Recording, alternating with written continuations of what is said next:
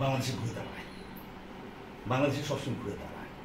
এই যে দেখুন, আমি রাজনীতির কথা বলছি, বিএনপিকে কিন্তু আওয়ামী লীগ শেষ করে দিয়েছিল 15 বছর, 17 বছর পরে কিন্তু ধরে তারা ক্ষমতা নেয়, এখন কিন্তু ঘুরে দাঁড়াচ্ছে এবং আগামীতে কিন্তু সরকার গঠন করতেও পারে বিএনপি। 17 বছর পর নিপীড়িত হয়ে সে ঘুরে দাঁড়াচ্ছে। নিপুণও যে ঘুরে দাঁড়াতে পারবে না, সে যদি ভুল স্বীকার করে, এই শেখ হাসিনা কিন্তু বলেছে আমাকে 21 বছর ক্ষমতা বাইরে গেছেন, আমি মাপ চাই, সকল আমাদের আবারই নির্বাচন করেন। প্রথম নির্বাচন সে ভালো করেছে, পরে কিন্তু সে যখন দেখেছে এটা তার কেনা একটা গদি হয়েছে, তখন কেন তাদের কারণে তো আমি সচিব হতে পারিনি, আমি সিনিয়র সচিব হতে পারিনি, বিটিভিতে 15 বছর আমি একটা নাটক করতে পারিনি, অভিনয় করতে পারিনি, আমার নাম কেটে দেওয়া হয়েছে। তাই নিপুণও দাঁড়াতে পারবে। নিপুণের প্রতি আমার অনুরোধ, ক্ষমতা দিয়ে নয়, লবিং দিয়ে নয়, গডফাদার দিয়ে নয়, শিল্পীদের প্রতি ভালোবাসা দিয়ে আপনি এগিয়ে যান, তাহলে আপনি আর কি জয়ী হবেন। মানে সাইমন কেন নিপুণের প্যানেল থেকে সরে গেল, এটা রাজনীতিতে আমি বের করেছি, আমরা তো বের করেছি।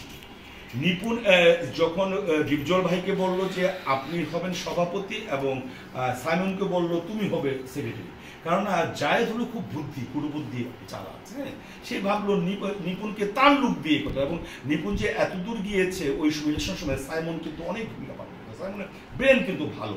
তখন নিপুণ মানে জায়েদ টুক দিয়ে তাকে সাধারণ সম্পাদকের পদ দিল এবং ডিপজল ভাইকে সাধারণ সম্পাদকের পদ দিয়ে ইলেকশন, এটা নিপুণ জানতে দিল।